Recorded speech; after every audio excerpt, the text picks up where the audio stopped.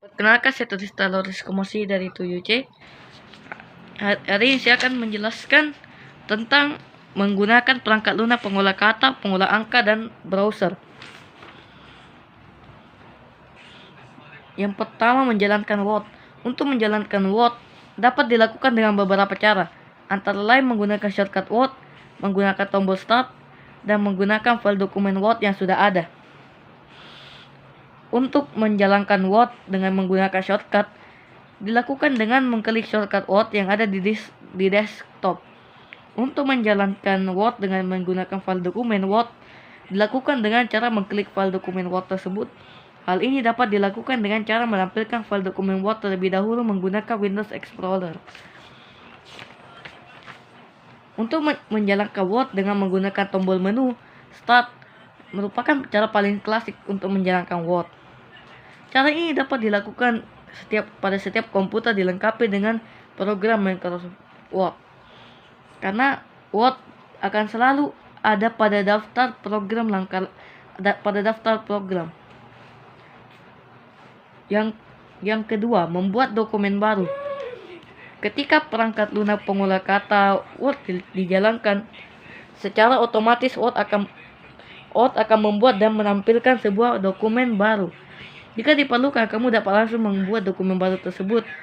Selain itu juga, kamu dapat membuat dokumen baru dengan cara menekan tombol New di tombol Office pada Microsoft 2007 atau tab file pada Microsoft 2010. Yang ketiga, menulis teks. Ketika sebuah dokumen ditampilkan di jendela Word, kamu akan menjumpai garis vertikal yang berkedip-kedip di tempat di halaman dokumen. Garis tersebut adalah kursor. Kursor menandakan bagian komputer dokumen yang aktif. Apabila kamu menekan sebuah tombol huruf di keyboard, huruf tersebut akan ditambahkan ke dokumen persis di tempat kursor tersebut berada. Pada saat mengetik di dokumen di baris akhir, Word akan melanjutkan pengetikan baris berikutnya secara otomatis. Jadi, kamu tidak perlu menekan tombol Enter untuk berpindah ke baris berikutnya. Penekanan tombol Enter dapat dilakukan apabila kamu ingin membuat sebuah paragraf baru. Pengaturan paling dasar saat membuat dokumen adalah mengatur huruf, teks, dan perataan paragraf. Langkah-langkah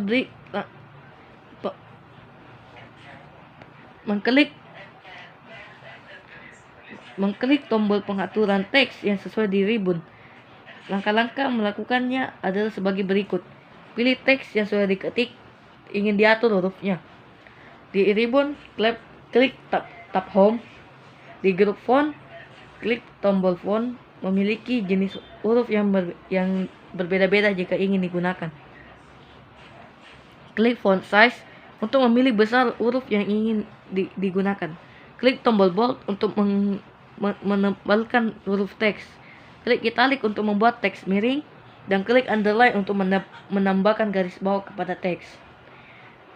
Yang keempat, menyimpan dokumen Word.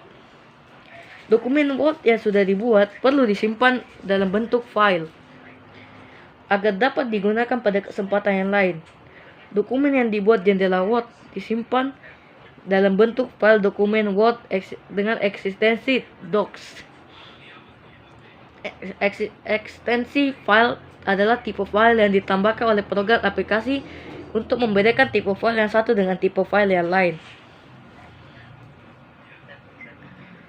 Untuk menyimpan dokumen dapat dilakukan dengan menjalankan perintah save.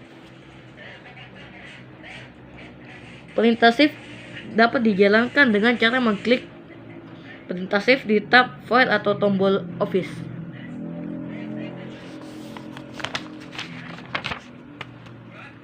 Dan yang kelima, menjalankan Excel dan membuat buku kerja baru. Memulai Microsoft Excel memulai Microsoft Excel sama dengan memulai Microsoft Word dan aplikasi Windows yang lain umumnya. Excel dapat dijalankan dengan cara mengklik shortcut Excel yang terdapat di desktop atau dengan menggunakan menu Start. Hanya saja, cara pertama dapat dilakukan jika shortcut Excel sudah ada di desktop. Menjalankan Excel di menu Start biasanya dilakukan jika telah ada aplikasi yang dijalankan di komputer dan shortcut Excel di desktop menjadi tidak kelihatan. Yang keenam, memasukkan data di sel lembar kerja. Memasukkan data di sel lembar kerja dilakukan dengan cara mengaktifkan sel lembar kerja yang bersangkutan. Kemudian mengetik data yang akan dimasukkan dan diakhiri dan menekan tombol Enter, Tab, atau tombol arah di keyboard. Tombol Tab akan memindahkan sel aktif ke kolom berikutnya pada baris yang sama. Tombol Enter akan mengaktifkan sel di baris berikutnya pada kolom yang sama. Tombol arah akan mengaktifkan sel sesuai dengan tombol arah yang ditekan. Memasukkan data berupa teks dan tanggal. Memasukkan data berupa teks dilakukan dengan mengetik huruf-huruf dari teks tersebut di keyboard. Berbeda dengan data berupa bilangan yang ditempatkan merapat ke kanan di sel, data berupa teks akan ditempatkan merapat ke kiri. Bila data yang dimasukkan berubah waktu, data yang dimasukkan dengan cara mengetik jam di titik 2, kemudian diikuti menit, waktu, dan huruf A untuk waktu AM dan P untuk waktu PM. Misalnya jika kamu ingin mengetik pukul 15.45, kamu harus mengetik 3.2.45 P. Jadi dalam waktu bahasa dalam waktu Inggris ya. Waktu Amerika PM AM. Untuk memasukkan data tanggal dilakukan dengan cara memasukkan data tanggal bulan yang dipisahkan dengan tanda garis miring atau tanda pemisah atau gini.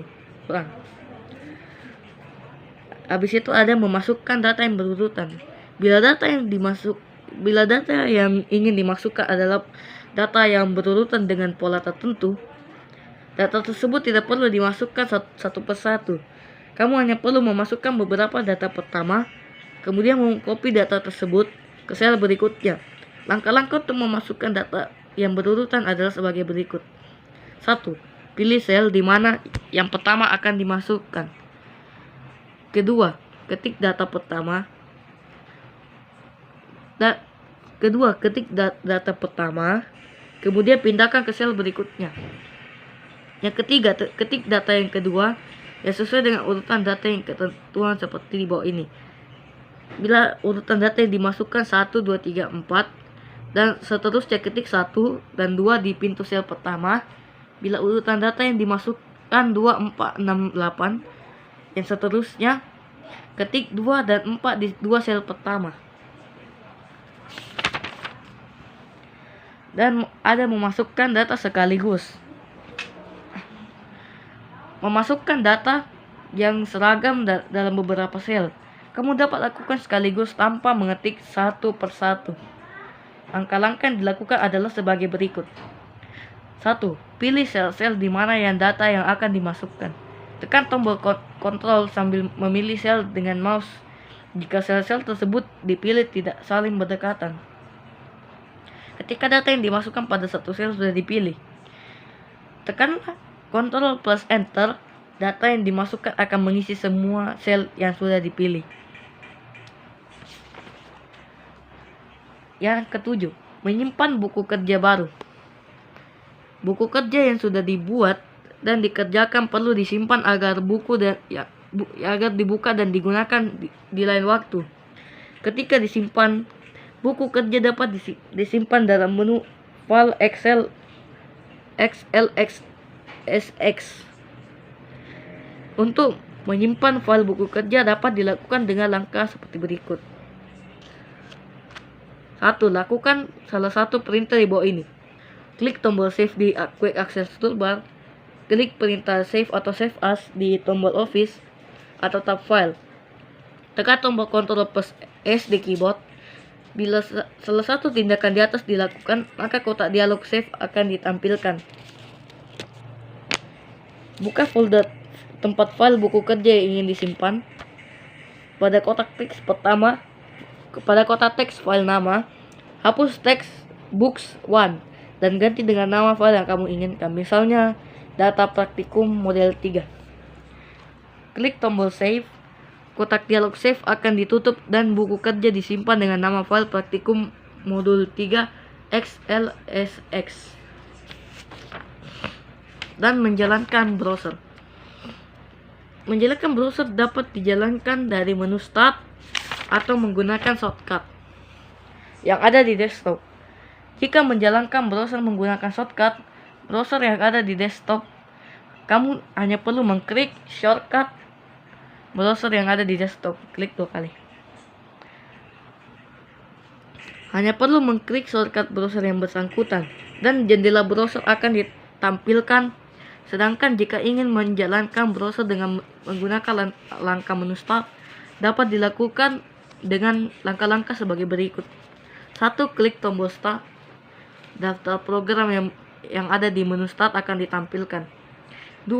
Cari browser yang akan digunakan, misalnya Internet Explorer, Mozilla Firefox, Google Chrome, Opera atau browser yang lain.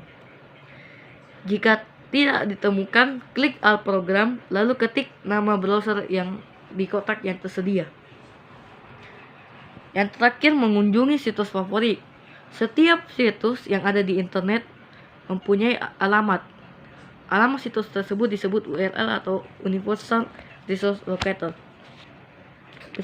Biasanya alamat DAP mempunyai hubungan dengan lembaga organisasi pemilik situs tersebut, misalnya www.itb AC dan ID milik Institut Teknologi Bandung, atau klik bca.co.id milik Bank BCA, atau https://kompas.com milik harian Kompas, dan sebagainya. Situs web ke situs tersebut. Langkah-langkah untuk mengunjungi situs dengan cara menggunakan alamat situs sebagai berikut. Jalankan browser. Klik di bar alamat untuk menekan kursor di bagian bawah alamat tersebut. Yang ketiga, ketik alamat situs yang akan dikunjungi, misalnya www.onlinemathlearning.com. Kemudian tekan enter di keyboard. Tunggu sampai halaman web di situs dimasukkan di tampilan jendela browser seperti pada gambar di atas, tapi tidak ada gambarnya. Klik link-link yang terdapat di halaman web tersebut sesuai dengan informasi yang kamu inginkan. Sekian dan terima kasih pembahasan tentang cara menggunakan